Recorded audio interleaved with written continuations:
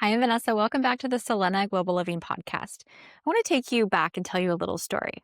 The year is 2016. My husband, my 18-month-old son, and I are living in Florida. And my husband, who is Italian, just swore in as a U.S. citizen. One day we're out for a walk. We look around and we see Trump signs in all the yards around us. And there was recently a mass shooting near where we lived. We looked at each other and we said, it's time to go. We sold everything for the second time in our marriage, and we decided we wanted to move back to Europe. So friends were living in Lagos, Portugal, and they invited us to land there with them. We started our new life in Europe in the Algarve, and we spent 6 wonderful months there.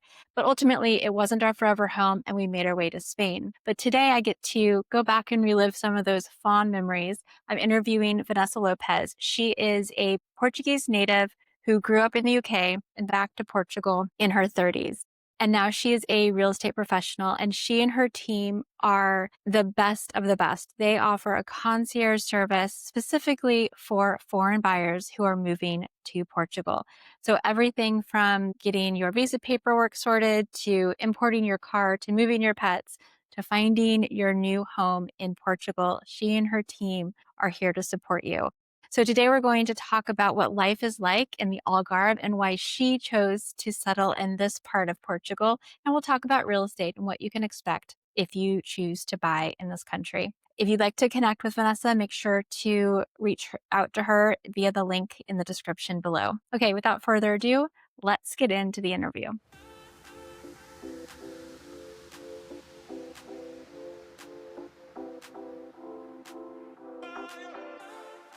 Vanessa, thank you so much for joining me on the podcast. How is life in the Algarve today? Well, first of all, thank you so much for having me here. I can't wait to tell you everything about the Algarve because, in fact, I just came in from an amazing luxury listing. And as I was walking and driving, we were going through the valleys and through the hills, and you see from afar the wind farms, but it's so far away that they actually look very decorative with the landscape. And I just feel like everywhere you go in the Algarve, you see the sea, you see mountains. It kind of reminded me of San Diego a little bit, some parts of California. We're a small country, but here specifically in the Algarve, we are known for very distinct reasons. So I'm sure we'll get into that later. As we had talked about before, I had the pleasure of living in the Algarve for just a little bit. So I have some familiarity with Lagos and the port and those beautiful beaches and the fantastic wine. So I look forward to talking about all of that. But I want to start by learning more about your story. So you are Portuguese, but you grew up in the UK. So what brought you back to Portugal? Well, it was actually an accident. I would always come here on holiday. Every summer I'd come, I'll see my family. We had a beach house in the summer, so I didn't even go to the city. So when I first came to Portugal, it was literally just as an extended break. I came here for 6 months. And I just fell in love. I was like, wow, my parents left this amazing country, of course, for different reasons, but the weather, food, the quality of life, it is more slower. And I remember being the only one running to the train station and thinking, okay, don't be late. Because in England, you're always running. And here I just thought I can breathe. And just the smell of the fresh air from the coast or even from the city river on a nice breezy day, it kind of changes your brain chemistry almost. You've realized that life can give you a different environment where you can thrive in a different way. So all of a sudden I was like, what could life be like here? Because London, I already knew I had a good job, I had a good place, I had amazing friends. Where would I go next? What's next in my life? So Portugal opened that chapter for me.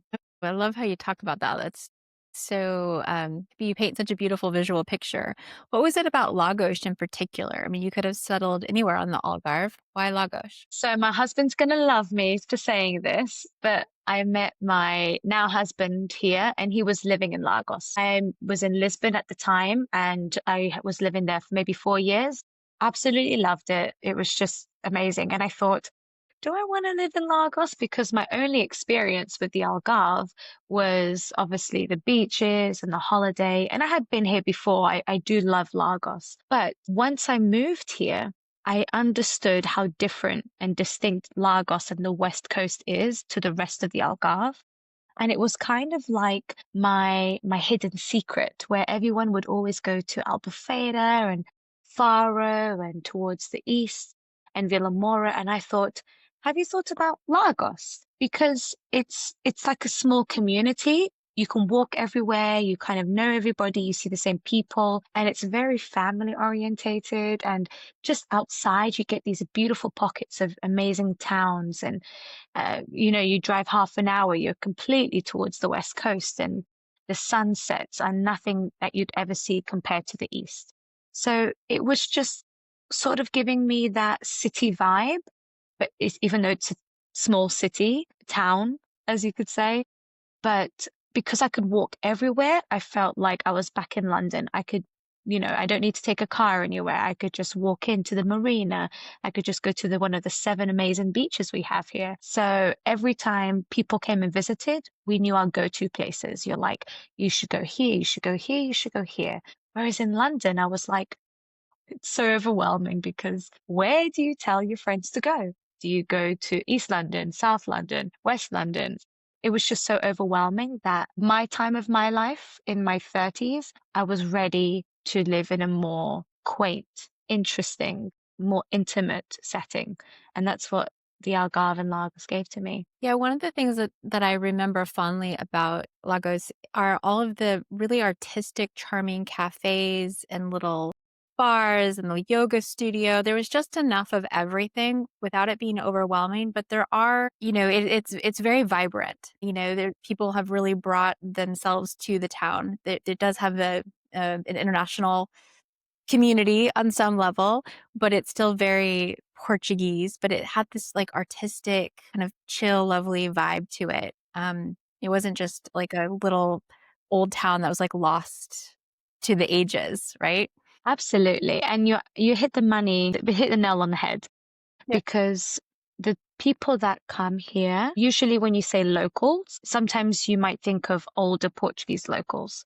But I would say a lot of the locals are now foreigners who have been here, like my husband. My husband's been here for 11 years and he's German and he absolutely loves the West Coast. And you have a lot of younger demographic foreign locals, if that makes sense. Whereas if you go to other areas like Villamora, you might get people who are more golfers, more retired people. So here it was just a place where you met more interesting people that did a variety of things. Like I remember I met an amazing dancer who did real estate and was an amazing artist. I met somebody who was a graphic designer, but they like to like tutor kids in, one of those spaces for young children after school. So he would volunteer his time and look after them. And just for fun, he would do photography. So I asked him to do a couple of photos. And so you just meet really interesting people that have such a dynamic background. And I really found myself enjoying meeting the people here. Talk to me about the rhythm of daily life. Are there markets every week? What's the rhythm of the day and the week? It really depends on the time of year. For example, if we're talking about markets, I'm moving house now, but I literally was close, a minute's walk to the farmers market, and it's every Wednesday and every Saturday. So Wednesday afternoon, and usually you get a lot of the local farmers who come, and it's so beautiful because you see smaller farmers who just have a table and there's literally just a couple of baskets of oranges that did not come from the supermarket. And they all come with these interesting natural defects. But you eat it and it's like, oh, it's super sweet. And I think like I once got an onion. I weighed it when I got home. It was just under a kilo. One onion bulb that was a kilo is massive. And you just get all these amazing locals who are making their own bread and they're selling them. You've got these really nice food trucks, and on the weekends you've got like a gardening company that comes and you can buy little shoots and propagate in your own garden. So every Wednesday afternoon and every Saturday morning, super early, I think they start maybe from 7 or 8, you can go there. And a lot of them, my favorite is I would call them the aunties, the mothers, the aunties and the grandmas who go and they make homemade sweet treats. And my favorite is like this almond. It's like super soft and chewy on the inside and crunchy and, sturdy on the outside. And you just go there and you just feel really at home that you haven't bought something off the shelf.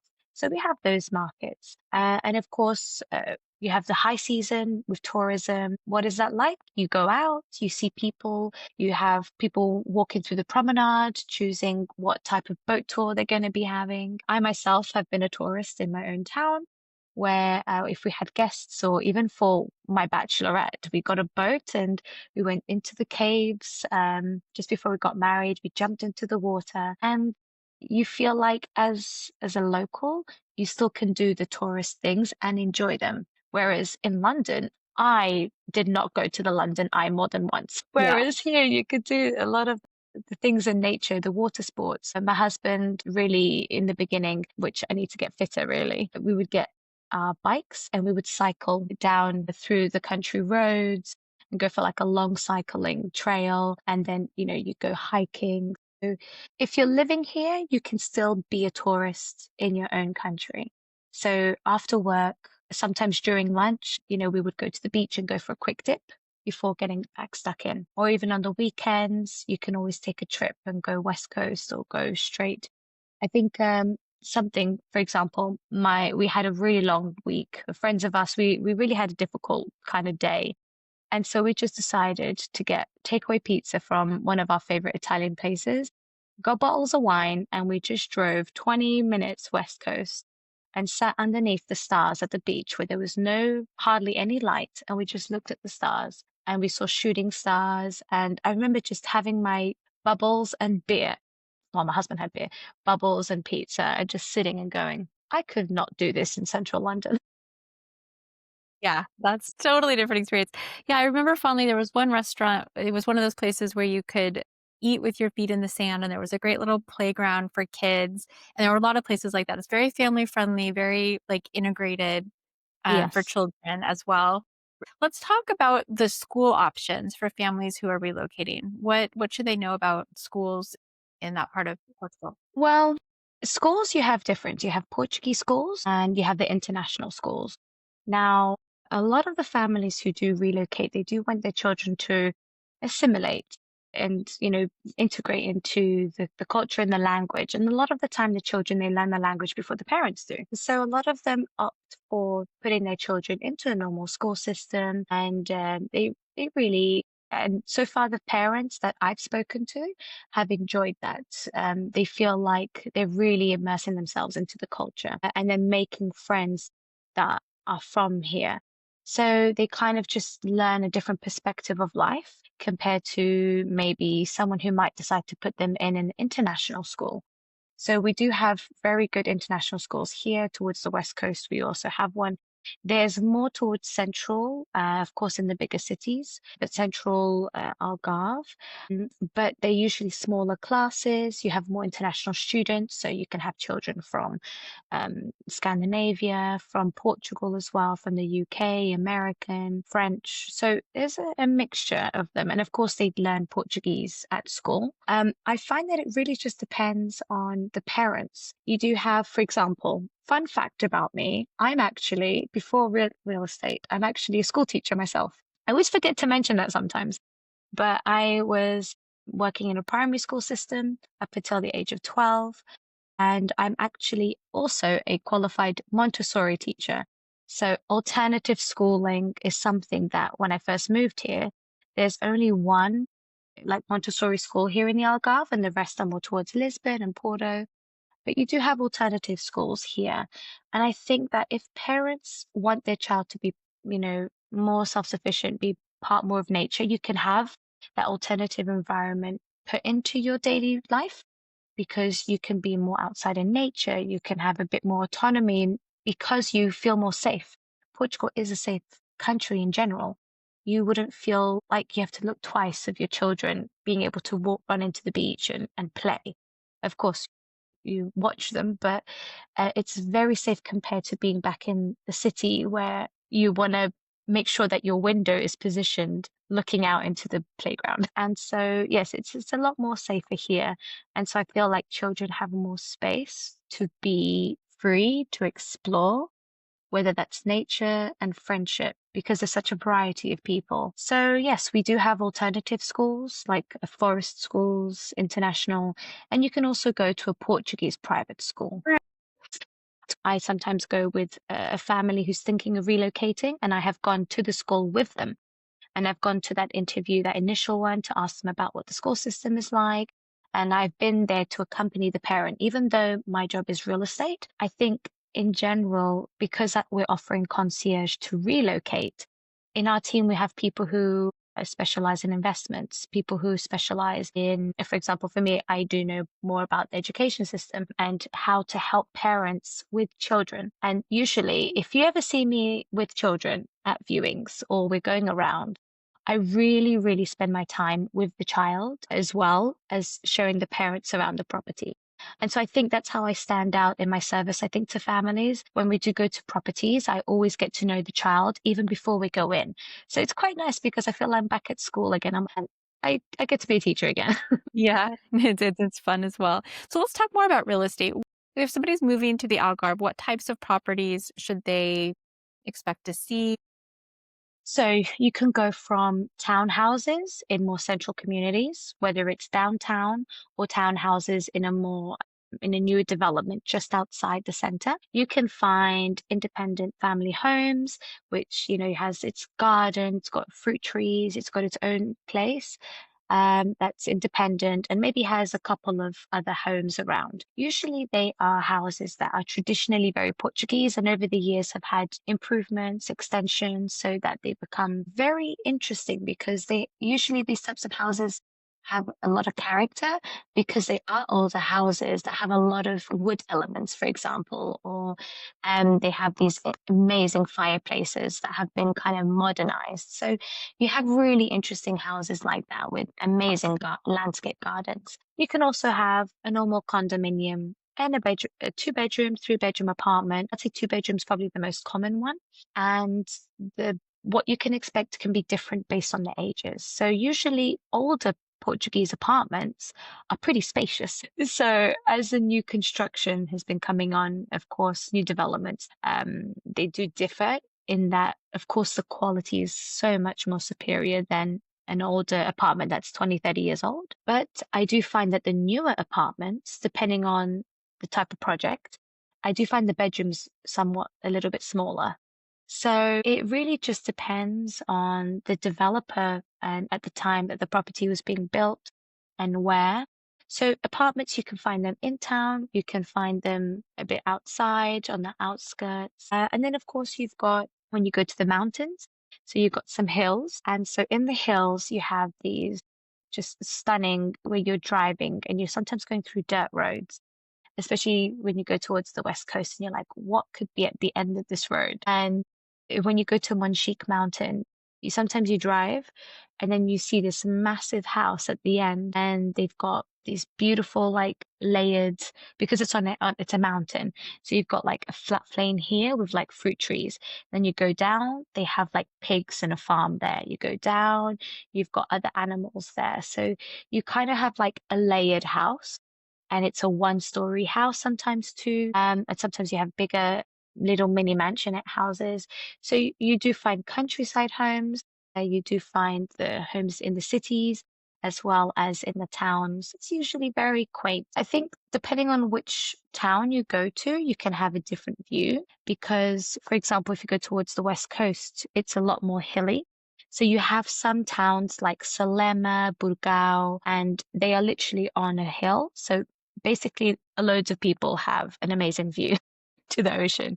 It's like a little, not Santorini, but like a little alcove where you have these beautiful, quaint, traditional, with a bit of modern homes that you can find with great communities. Again, you're going towards the West Coast, you have a lot of Portuguese locals and a lot of foreign locals that really live in different types of homes. So sometimes you find a German family living in a very traditional Portuguese home and they absolutely love it. They love the rural side of it. Yeah. completely mixed family homes, apartments, villas, and if you want, you can always live on a boat. That's true. You could live on a boat in the marina. That is Yeah, a beautiful live on marina a boat. too, and you can walk into town from there, and it's actually quite quiet in the It marina. is. It's a lovely and it gets a good breeze through there. So, It another does. And sailing, if you ever get the chance, we once hired a catamaran with some friends and we literally sailed into Lagos at sunset. And it was so romantic and beautiful. You're just seeing people walking past on the palm trees, and we're sitting down overlooking the ocean because you're coming from the ocean. You see the town on the left, beautiful marina on the right as you go into under the bridge, and the hues, the pink, purple, orange, reds. It's something that you just can't, with the glistening of the water as I just it's something that I never want to take advantage of, or that I don't want to take for granted, but I think we do when we see it pretty often.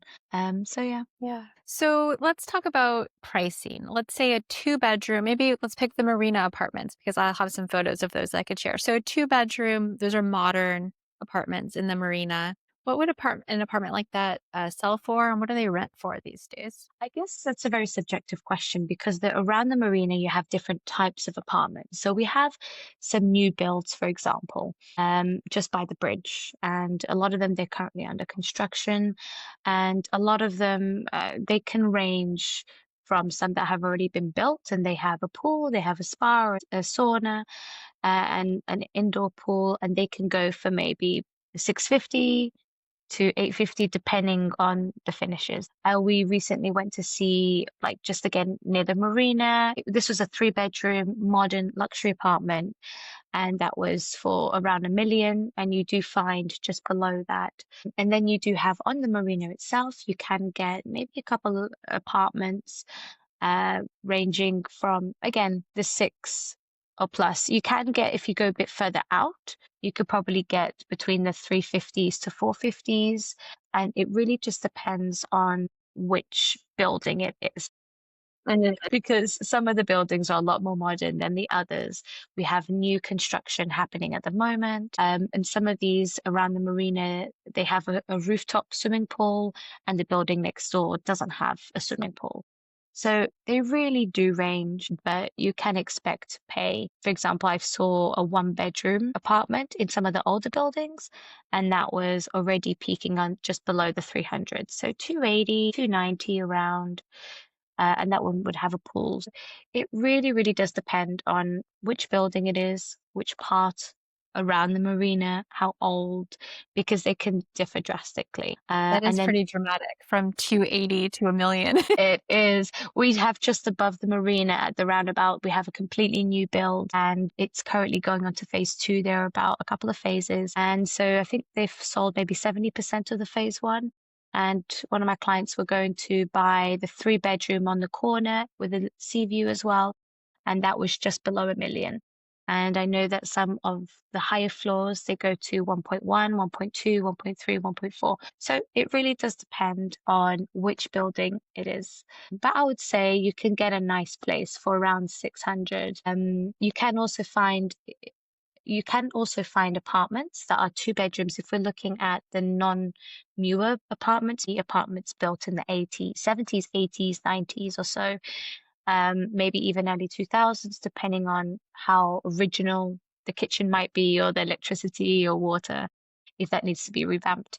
You can maybe find something for around the foods. Of course, Lagos is one of the most expensive areas here in the Algarve. The price per square meter is pretty high, but I think it's warranted. If there is going to be an expensive area in the Algarve, Lagos would definitely be understood to have that pricing because of what it offers. It does have that special town feel. It does have the nature.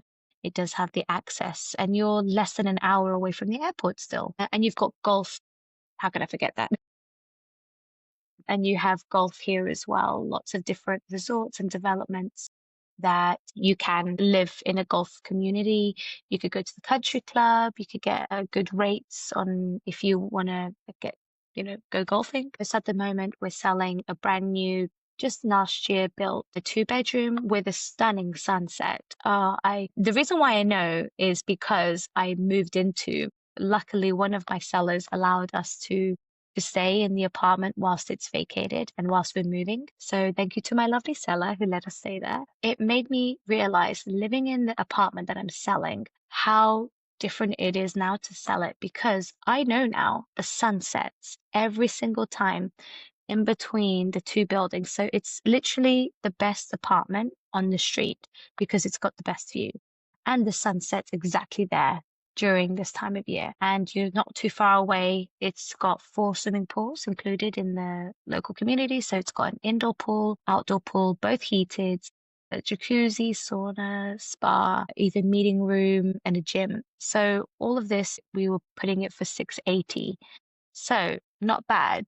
Yeah. And it's only just outside Central, so maybe 7-minute drive into the center of Lagos. To be honest, 5 minutes. Okay. So yeah, you could get a mixture. That sounds absolutely gorgeous. And I'll definitely post some pictures. And if anybody's interested in that property or any of the properties that Vanessa's talking about, I'll include her link in the description. Just message her and she'll follow up with you and can answer any of your questions about real estate in the Algarve. Before Yes. we wrap up, what do people need to know about how competitive the market is? Do they need to jump on properties right away or do they have a little time to look around? It's kind of a double-edged sword, that question, because it really just depends on the timing of the buyers as well as the sellers. So I would say, in order to manage expectations and to make sure that you're going in the right direction, is as part of our company, we offer the service of helping them get their documents first. So we help them getting their legal fiscal number, helping them with bank accounts. We help them with getting a mortgage approval. We also can help with the visa process. So what would be best for them to come? Because one thing that we really try and avoid is not to have tourist buyers, people who come because, number one, they're not ready to buy. And their expectations could be when they're ready to buy next year, they come back and the prices went up. And then what they wanted no longer exists. So that when a really good property comes on the market, that is what they want, they'll always compare it to that. And they might lose out on another opportunity for not being prepared. So I would say listen to your agent when she says, look, I know, but this is it. Sometimes as agents, we have to tell them, just let's put an offer in. I know that you have many questions. We've answered them. So it really just depends on how well we qualify the buyers. So for us, qualification is important. So we qualify them, get them ready. Then we do a big trip. So if they're moving in, we do an itinerary and we make sure that we look at one area, we'll look at the top 3 or 4 properties in that area. And just to think, many people come to Portugal never even being here and buy straight away. We know many people who don't even come here to rent first. They just buy straight away. So it's very important that we curate an itinerary that will reflect a potential lifestyle that they could live and the houses that could potentially be their home. So that's why we include days to get to know the area, days to get to know the property. And then we stay up to date with the market. So if anything changes, we'll always keep them updated. We'll send them new properties if needed. And yeah, I would say it can be, sometimes a property can go on the market, it's well priced, very hard to get. That will go off in a day. So that's what happened. I had an amazing 1-bedroom, really in the center of town, good view. I priced it well, but it was an extortionate because, my sellers wanted to sell. So it was the right price. And we actually got above asking price offer. We actually got like 10,000, a lot more than was there because of the competition. And I sold it within the first day of viewings. So with that, it really just depends on what they're looking for. And we'll tell them the expectations. How long are properties that they're looking for? How long are they usually on the market? If we see that their property is usually on the market for a week, then we're not going to wait months. We'll make we'll make a competitive answer. Yeah. It's very important as well to have a buyer's agent that does more than just show properties. We also are very data backed. So if somebody is looking at a property and they say, Vanessa, I like A, B, and C, I will do an in-depth market analysis on all three of them, and I'll say, okay, the price per square meter for A is just a little bit above because we saw that the property had A, B, and C. Let's negotiate it. And I think that this is a good price that we should offer at. I could say property B in Portugal, even though we don't have an MLS, we can do two market evaluations. One based on the data that we see online that even consumers can relatively see. And then we also use another software that has registered sales prices in general that we can see roughly what the real transaction prices are. So we can see, okay, here I can see the average negotiation between sales and listing price is about 10%. So maybe we can use that and leverage that to get a good offer. So I make sure that I really write an amazing offer, like negotiate and say, this is how much we want to offer. This is the reason why. Could we consider this contingency? If not, what do you think about this? So we just try and present it in a way that is a win-win so that our clients and our buyers are happy and our sellers are also dignified with a response that is respectable and isn't just a lowball. That Mhm. is reasonable. Yes. Thank you so much for going through that because this is such a perfect encapsulation of why it is so important to work with a buyer agent, a buyer specialist, and not go to the listing agent blindly. Just because you see a property online and you think it looks pretty does not mean that you should just reach out directly to the listing agent. You don't know who's listing that property. Even if it's with a name brand company, you don't know anything about that agent. It is so important to have your advocate in your corner who is supporting you and who is doing what you do, run the comps, negotiate on behalf of your client, represent your client, and make sure that they're getting protected and represented Mm, in the transaction. It blows my mind, especially for foreign buyers, that you would come to a country where you don't even understand the process, and then you would just reach out to some random listing agent online because you saw the pictures and you thought they were pretty. Do not do that in any country, for the love of God. yeah. Find a qualified local real estate expert who's going to advocate for you and protect your Yes. interests. The services that you provide are so outstanding because foreign buyers need the paperwork, they need a bank account, they need so much more handholding Yeah. than a local buyer. And if you go to an agent who isn't used to working with foreign buyers, you are International. not going to get the support. Actually, this happened recently. A friend of mine went directly to the listing agent to negotiate on a property. They got a very good deal on the property, but the listing agent just failed to mention that the castral value was twice what the sale value was. And so the tax Mm, bill came for double what she was expecting it to be. And he didn't feel any need to share that information with her. Why would he? He was trying to get yeah, the property sold and he'd already negotiated on the price. That's the kind of stuff that can happen when you don't it have an can. advocate corner who knows how things work. Absolutely. And you need that transparency. And for example, today I went to a listing appointment and I always said, we want to not just be transparent. And I came here not to tell you how just amazing your property is. I'm going to tell you as well, look, potential buyers are going to potentially say this. I think you can only sell real estate if you can understand the buyer and the buyer who's going to buy that property. So with that case, then yes, as a buyer's agent, I would always have to make sure that you can give more of a turnkey service where even construction, you kind of have to know a little bit about like what to look out for. Portugal is known for old buildings where we have mold problems. And every time I go to a toilet, I'm like, oh, there's a window, natural ventilation. Is that ventilation mechanical or is it just natural where it's just the hole? You look at something that we get a lot, like I sell properties like this as well.